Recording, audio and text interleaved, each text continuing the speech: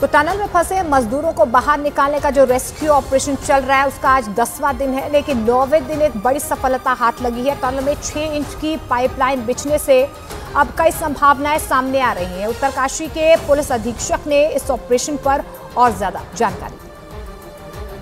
6 inch का जो pipe are पार हुआ उससे सर कितनी एक उम्मीद अब?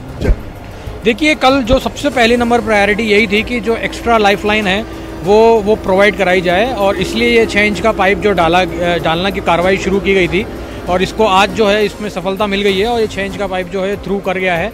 और ये पाइप जो है मैं बता दूं आपको 6 इंच का पाइप है, तो इससे हम फूड जो कि कम्युनिकेशन भी इस्टेब्लिश कर सकते हैं, और एक कंटिजेंसी के तौर पे इसको फूड आइटम्स भेजने के लिए ये बहुत ही कारगर है। और यस, मैं इसको बोलूँगा कि एक सफलता के तौर पे देखा जाएगा। सर, कम्युनिकेशन की आपने बात की, तो किस तरह की कम्युनिकेशन रहेगी सर? क्या हम कोई सीसीटीवी कैमरा या कुछ इस तरह के भी? देखिए, एसडीआरएफ से हम प्रयास कर रहे हैं कि कोई लाइन डाल के कोई एक लाइव फीडिंग कर सकें वहाँ पे, क्योंकि अभी मेरा ये मानना है कि उनका जो मनोबल बढ़ाए रखना बहुत ज़रूरी है, और अगर उनके फीड मिल जाएँ और हम भी उनको देख सकें तो ये बहुत बड़ी उपलब्धि होगी। और बाकी का काम तो युद्ध स्तर पर रेस्क्यू का काम चल ही रहा है, समन्वित तौर पे चल रहा है, और मैं यही कह सकता हूँ कि इसको जल्दी से जल्दी हम लोग ख़त्म कर लेंगे।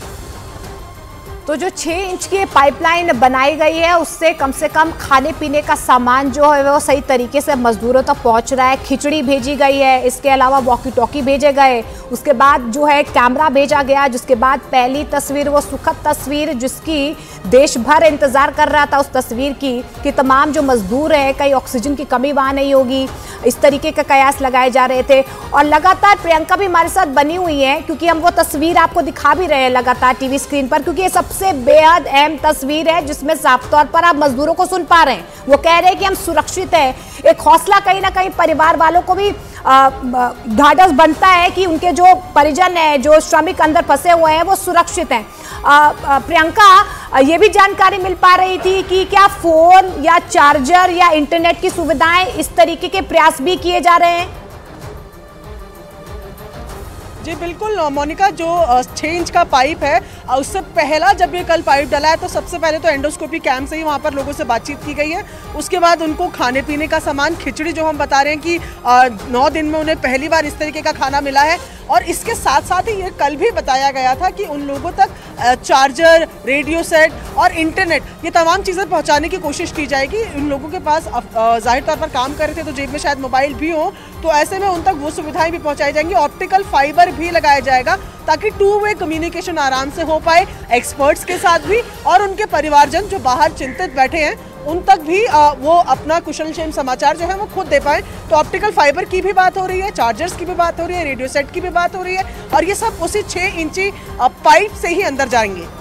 बिल्कुल प्रियंका, देखिए इस रेस्क्यू ऑपरेशन पर पूरी दुनिया की निगाहें टिकी हुई हैं, और देखिए किस तरीके से जो मशीन या उपकरण की जरूरत है वो चाहे बाहर से हो वो मंगवाई जा रही है। जितने एक्सपर्ट्स की जरूरत है उन्हें भी यहाँ पर बुलाया जा रहा है, और अब तो तस्वीरें भी टनल के अंदर के सामने आई हैं, और कहीं ना कहीं जो मजदूर हैं वो बिल्कुल सुरक्षित नजर आ रहे हैं। ये भी कयास लगाए जा रहे थे शायद ऑक्सीजन की कमी वहां पर महसूस हो। रोबोटिक्स और रोबोट का भी इस्तेमाल करने की बात की जा रही थी। अभी वो प्रयास कहां तक पहुंचा है प्रियंका? और रेस्क्यू ऑपरेशन की अगर हम बात करें वर्टिकल ड्रिलिंग की, तो वो कब तक उसकी शुरुआत होगी?